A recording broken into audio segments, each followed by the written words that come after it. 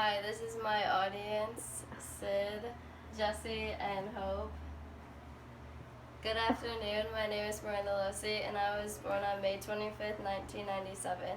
Most people know this day as the start of a long weekend barbecuing with friends and family. It's Memorial Weekend, and a lot of news stories have came from May 25th. This day is filled with love, laughter, and honoring our military. Freedom is often something people don't pay a lot of attention to, or at least don't have time to acknowledge how we got our freedom. According to the article, too often we take freedom for granted. By Columbus Leaguer Inquirer states the original purpose of the occasion is to honor those who have served in the U.S. military and who have fought and died for the nation, as has long been forgotten. The occasion the article from Newsbank is referring to is Memorial Day.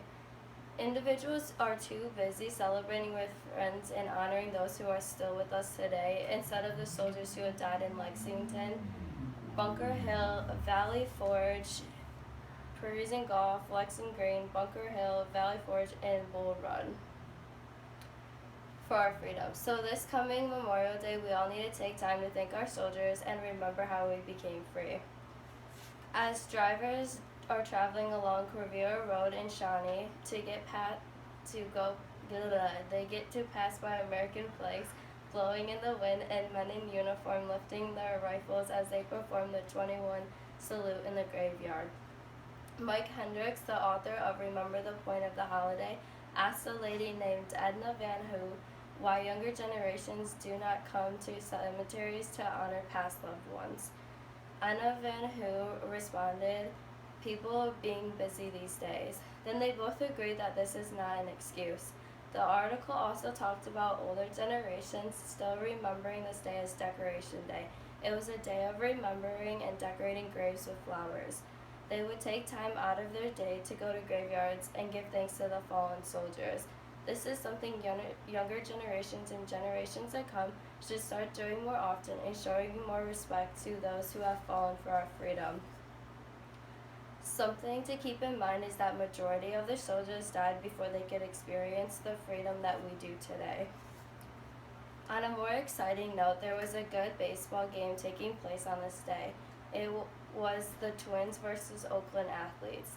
37,408 people gathered in the Metrodome, and over 109,727 total came for the three-game weekend. The Twins came out on top. The article, Becker 10 inning hit Caps Lively Night by Jim Sohan, said, the game had 4 homers, including inside the park swat by Twin shortstop Pat Mears, 2 triples, and a combined 20 hits.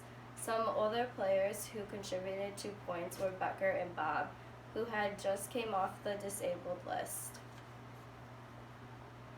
With that being said, never give up on something you're passionate about just because you have a down streak or an injury.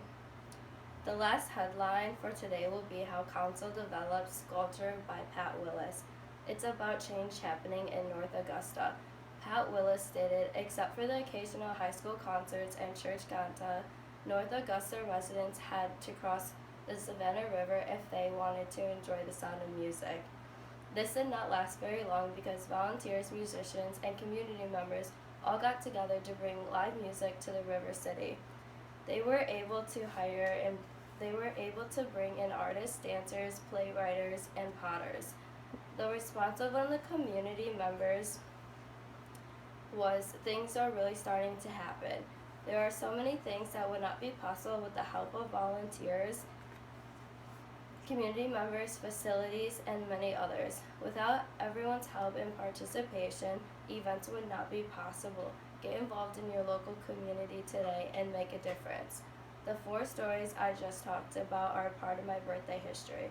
I cannot wait to see what other interesting news stories take place on my special day.